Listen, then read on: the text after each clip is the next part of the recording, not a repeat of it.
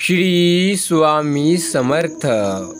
आज या संदेशाकडे तुम्ही असे पाहून दुर्लक्ष करू नका, कारण हे तुमच्यासाठी कोणत्याही प्रकारचे ऑनलाईन आलेला संदेश मुळीच नाही। हा तर तुमच्यासाठी देवाचा एक पत्र आहे, ज्यामध्ये देवाने आज स्वतः तुम्हाला त्याचे आशीर्वाद दिले आहेत। तुमचं भाग्य काय आहे, तुम्हाला कोणत्या आयुष्यात समस्या येतील, तुम्ही आयुष्यात यशस्वी कसे व्हाल आणि तुम्ही पुढे कसे जाल, हे सर्व त्याने या संदेशात सांगितलेले आहे। तुम्ही न चुकता आज या संदेशाला शेवटपर्यंत ऐकून बघा। हा संदेश ऐकल्यानंतर तुम्हाला मोठमोठे चमत्कार जाणवतील। हा संदेश तर तुमच्यासाठी तुम्हाला भाग्याचा तिजोरी ठरणार आहे। याला ऐकल्यानंतर तुम्ही ज्याबद्दल कधी विचारही केला नव्हता, ते सर्व आज तुम्हाला मिळेल। तुमचा विश्वास असेल तर हा संदेश पूर्णपणे ऐका आणि स्वामींचा आशीर्वाद प्राप्त करण्यासाठी आत्ताच या चॅनलला सबस्क्राईब करून घ्या।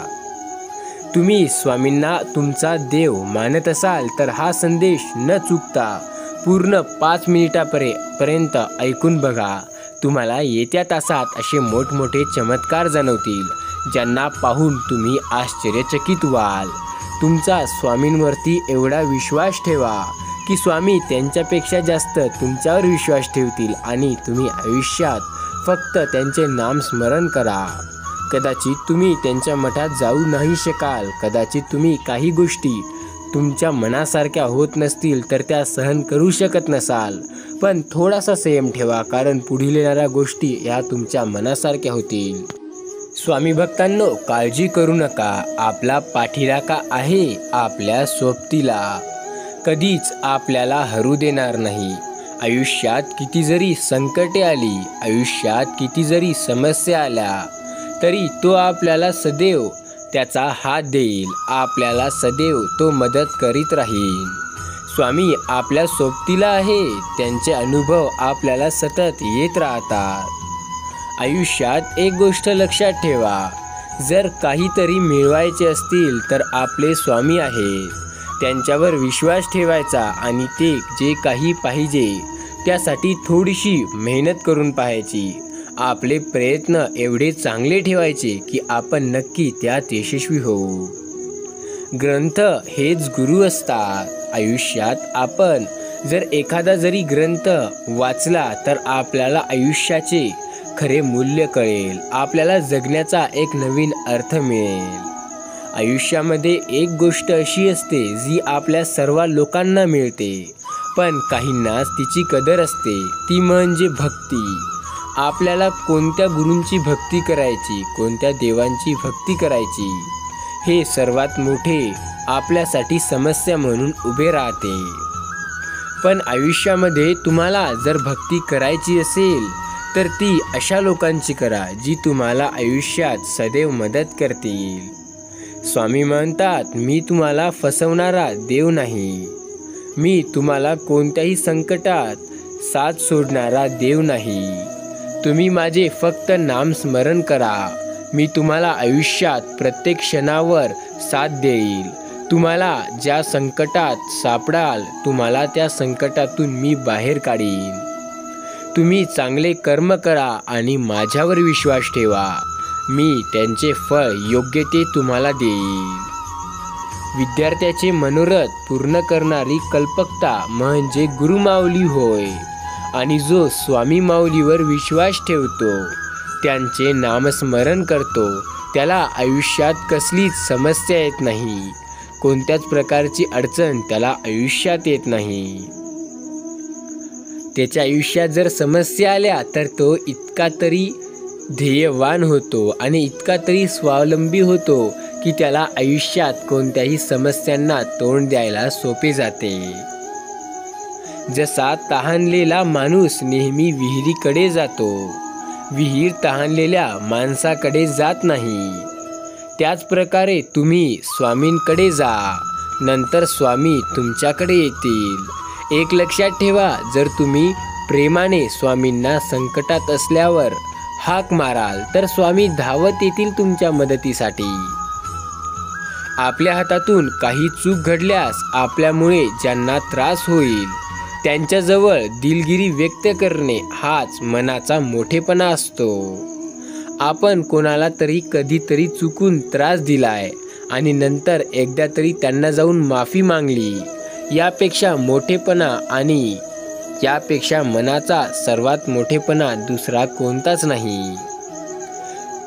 त्यागाने पापाचे मुद्दल फिटते, दानाने पापाचे व्याज चुकते.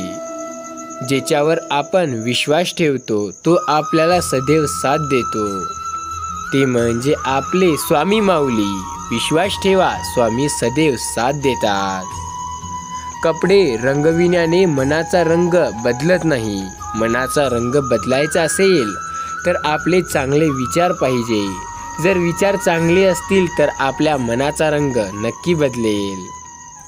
बदला तुम्ही तुमचे विचार आणि बदलेल तुमचे आयुष्य आणि जगसुद्धा बदलेल. फक्त आपण आपल्या विचारांना बदलायचे. आपले विचार हे असे आहे जे एखाद्या गोष्टीला चांगलं किंवा वाईट ठरवतात. हे तुम्हाला सुद्धा चांगलं किंवा वाईट बनवतात. विचार ही एक अशी गोष्ट आहे जी कोणालाच आजपर्यंत चुकली नाही. विचार प्रत्येकजण करतो, पण ते विचार कसल्या प्रकारचे असतात हे त्यांचं भविष्य ठरवतात. आता जर तुम्ही खराब किंवा वाईट विचार कराल तर तुमच्यासोबत चांगलं होईल असं शक्यच नाही. आणि जर तुम्ही चांगले विचार कराल तर तुमच्यासोबत वाईट होईल असं शक्यच नाही. तुम्ही चांगले विचार करा, तुमच्यासोबत सदैव चांगलंच होईल. आणि तुम्ही वाईट विचार कराल तर तुमच्यासोबत वाईट होणार हे नक्की. कारण देव कर्मावर जास्त विश्वास ठेवतो. जो जसे कर्म करतो देव त्याला तशी शिक्षा आणि तसे आशीर्वाद देतो. तसेच जो जास्त लोकांचं वाईट चिंततो देव त्याचंही वाईटच करतो. आणि जो लोकांचं चांगलं चिंततो देव सदैव त्याची साथ देतो. त्याच्या आयुष्यात सदैव चमत्कार घडवत असतो.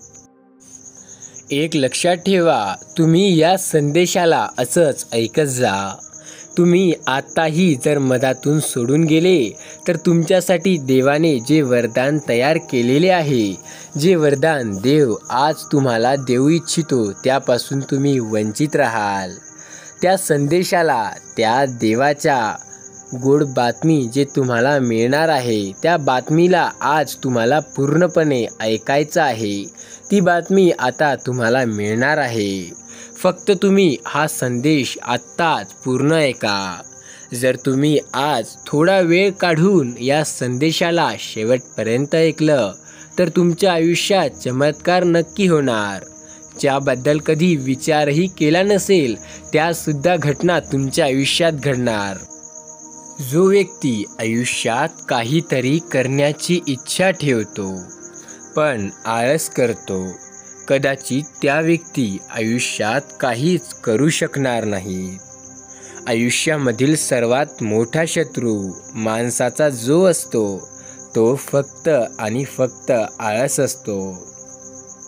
जर माणसाला आयुष्यात काहीतरी करायचे असेल आणि एका उच्च स्तराला जायचे असेल तर आळस काढून टाकायला हवा. आळस हा उद्योगाचा व भाग्याचा शत्रू असतो.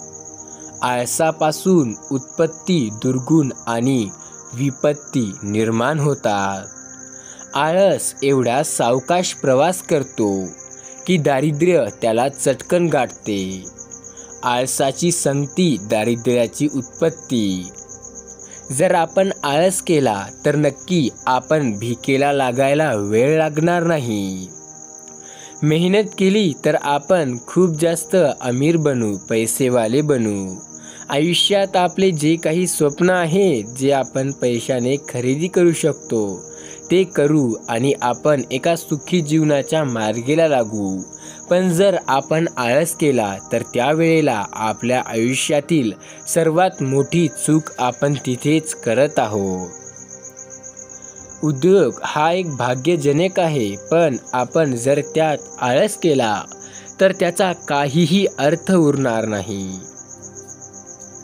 आज्ञा पालन बरी, उपकार वाढतो भारी. आपण कोणाला काही सांगितलं तर त्याबद्दल जास्त त्याला ऋणी ठेवतो असे वागू नाही. कोणावर काही थोडीशी मदत दिली तर त्याला उपकार केल्यासारखे जाणीव करून द्यावी नाही. आजकाल लोक थोडीशीही मदत केल्यावर खूप जास्त दानवीर झाल्यासारखे वागतात. आजकाल लोक थोडीशीही काही प्रगती केल्यावर खूप मोठं झालं असं समजतात.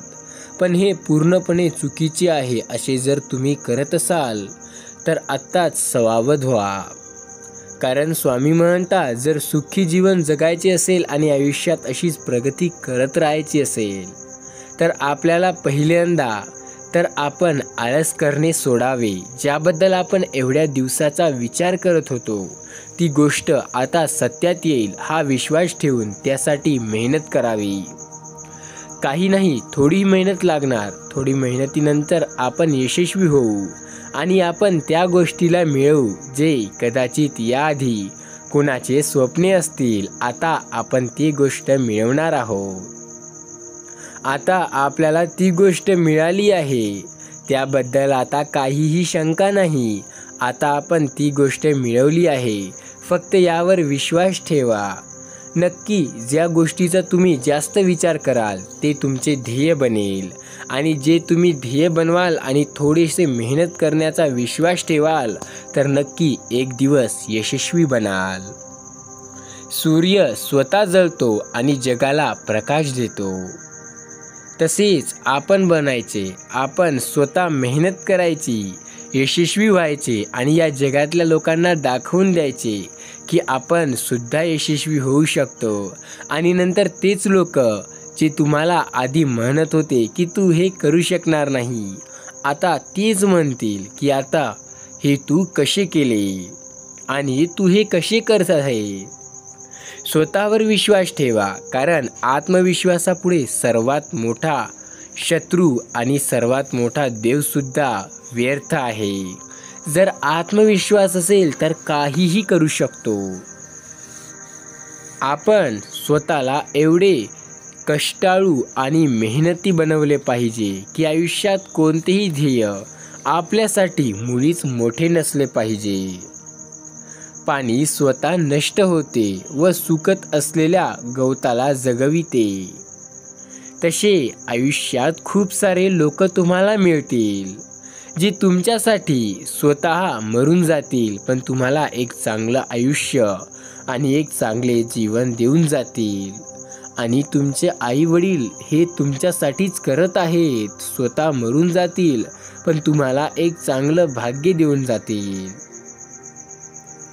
पंच व मशालजी स्वतः अंधारात राहतात व दुसऱ्याला उजेड देतात. दिव्याखाली अंधार असतो पण तो दिवा सर्व सृष्टीला प्रकाश देत असतो. कर्तव्याचा मार्ग यशाकडे नेतो.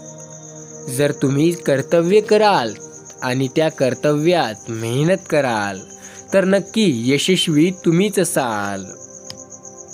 कर्तव्याच्या पोटी अमृतमय सोन्याचा जन्म होतो. कर्तव्याचे फळ भविष्यकाळ हे ईश्वराच्या अधीन आहे. आई एवढे थोर दुसरे कुठलेही दैवत नाही.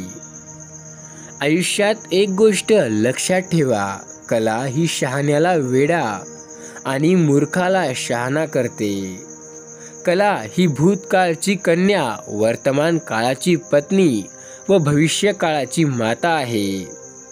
कला ही बुद्धीच्या अंगणात असलेल्या विचारांना हृदयाच्या दिवाणखान्यात नेऊन सोडायचे कार्य करते. कलावंतांचे भाग्य तारुण्य असेपर्यंत व तेरड्यांचे राज्य रंगटिकेपर्यंत असते. जे तलवारीच्या जोऱ्यावर राज्य मिळवले जाते ते तलवारीमध्ये जोपर्यंत दम राहील तोवरच राहते. पण जे मनाच्या बळावर मिळवलेले राज्य असते ते राजा गेल्यानंतर सुद्धा तसेच कायम राहते. प्रत्येक मूर्खाला कायदे करता येतात. कायदा हा सर्व राजांचा बादशाह असतो. कायद्यापुढे मोठा दुसरा कोणीही नसतो. ज्या व्यक्तीचा वर्तमान काळ हा त्याने प्रयत्नात घातला आणि सतत घालत आहे तशा व्यक्तींचे भविष्य खूपच उज्ज्वल आणि चांगले असते. कारण जो व्यक्ती आपल्या आयुष्यात मेहनत करतो, जो व्यक्ती काही ना काही कोणत्या ना कोणत्या गोष्टीसाठी सदैव प्रयत्नात काम करत असतो, तो व्यक्ती आयुष्यात यशस्वी खूप लवकर होतो. जे व्यक्ती नशिबाची वाट पाहतात ते नशिबाने मागे राहतात, पण जे व्यक्ती मेहनत करतात ते नक्की यशस्वी होतात. शत्रूने केलेली स्तुती म्हणजेच सर्वोत्तम कीर्ती होय. कीर्ती ही तरुण मनाला लागणारी तहान आहे. कीर्ती आणि पराक्रम हे जीवनाचे दोन डोळे आहेत. कीर्ती पाहता सुख नाही, सुख पाहता कीर्ती नाही. तुका म्हणे एका मरणीचे सरे, उत्तमची उरे कीर्ती मागे. आयुष्यात तुम्ही जर काही मोठं करण्याची इच्छा बाळगणारे व्यक्ती असाल, तुम्हाला आयुष्यात खूप मोठं व्हायचं असेल तर तुम्ही फक्त कर्म करत जा, फळाची चिंता करू नका. आयुष्यामध्ये फळ हे आपल्याला निश्चित नसते की हेच मिळेल, ते आपल्या कर्मावर राहते की काय मिळेल, आणि ते सुद्धा आपण घेऊ शकत नाही. ते सुद्धा आपल्याला आपला देव देतो. क्रोध खाई आपणास, संतोष खाई दुसऱ्यास. जर तुम्ही क्रोधित व्हाल, तुम्ही रागात याल तर ते तुम्हालाच बर्बाद करेल आणि तुम्हीच खतम व्हाल. पण जर तुम्ही सुखी आयुष्य जगाल, समाधानाने आयुष्य जगाल, तर तुमचे शत्रू तुमच्यावर जळून जळून ते स्वतः निराश होतील. एक गोष्ट लक्षात ठेवा, या जगात कोणीही स्वतःच्या फायद्यासाठी जास्त प्रयत्न करतो. असेच खूप लोक आहेत जे स्वतःसाठी इतरांना मारण्याला सुद्धा तयार होतात. पण तुम्हाला काहीही करण्याची गरज नाही. आता वेळ अडचणीची नाही, कारण आता तुम्ही यशस्वी होणार आहात. आता ज्या काही अडचणी आयुष्यात आल्या होत्या त्या आता निघून गेल्यात असे समजा. आता स्वामी त्यांचा आशीर्वाद तुम्हाला देत आहेत. स्वामी त्यांचे आशीर्वाद तुमच्यापर्यंत पोहोचवणार आहेत. येत्या आठवड्यात तुम्हाला मोठमोठे त्यांचे चमत्कार पाहायला मिळतील. ते चमत्कार तुमचं आयुष्य बदलून टाकणारे असतील. हे चमत्कार याआधी कधीही झालेले नसतील. कदाचित तुम्ही याबद्दल कधी विचारही केला नसेल. आता तुम्हाला वाटत असेल की हा संदेश ऐकल्यासारखा वाटतोय. का पुन्हा पुन्हा हा संदेश मला ऐकावा लागत आहे. जसे तुम्हाला पुन्हा पुन्हा आयुष्यात चांगले कर्म करावे लागतील, जसे तुम्हाला पुन्हा पुन्हा आयुष्यात एकच गोष्ट मिळवावीशी वाटते, तसे खूप लोकांना वाटतं की आयुष्यात आपल्याकडे खूपच पैसा असावा. खूप लोकांना वाटतं की आयुष्यात आपण खूप प्रसिद्ध असावे, तर खूप लोकांना वाटतं की आपण आयुष्यात सर्वात ताकदवान असावे. पण कोणालाच वाटत नाही की आयुष्यात आपण सुखी आणि समाधानी असावे. ज्याला त्याला वाटतंय की ही गोष्ट मिळाल्यानंतरच आपण सुखी असेल. पण जोवर तुम्ही समाधान मानणार नाही तोवर तुम्ही सुखी असू शकणार नाही.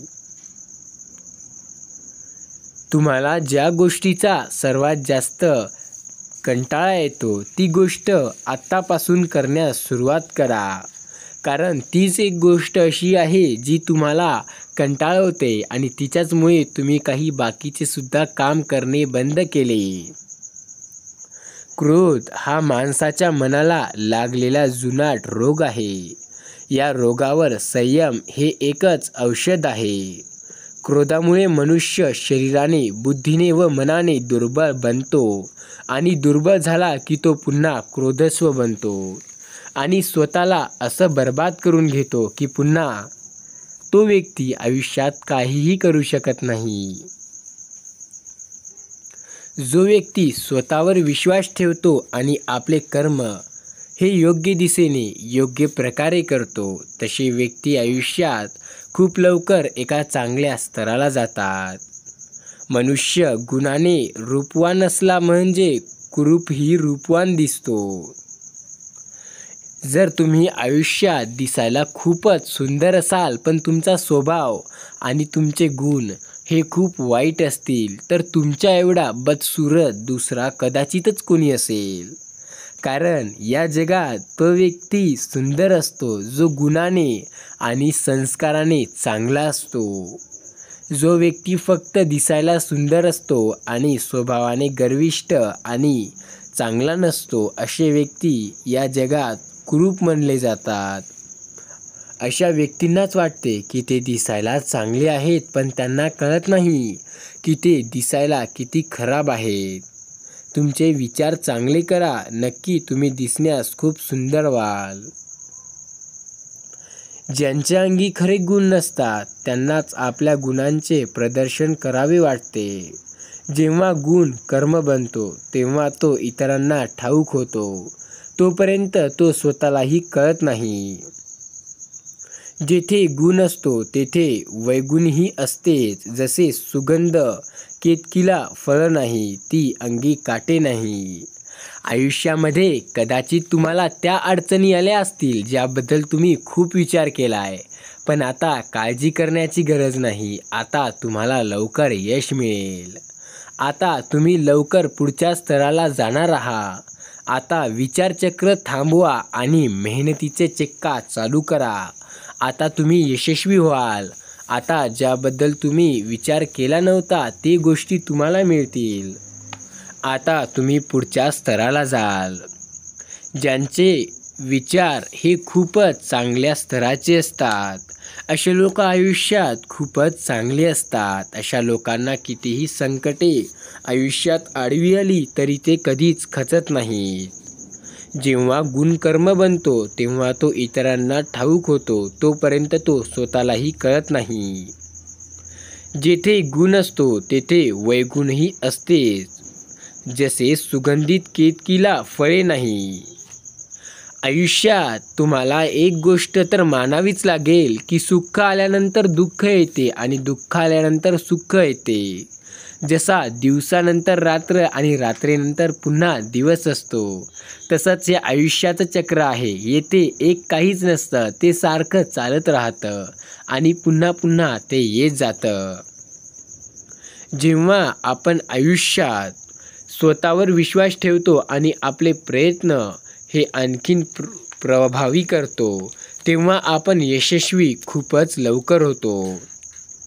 आपण तेव्हा ज्याबद्दल विचार करतो त्या गोष्टी तर आपल्याला खूपच लवकर मिळायला लागतील. जीवन म्हणजे आशा आणि निराशा यांनी खो खो खेळणारे मैदान म्हणून उतरवलेले असते. यात आज आशा, उद्या परत निराशा आणि परवा परत आशा आहे. आणि आशानेच तर जीवन चालते ना.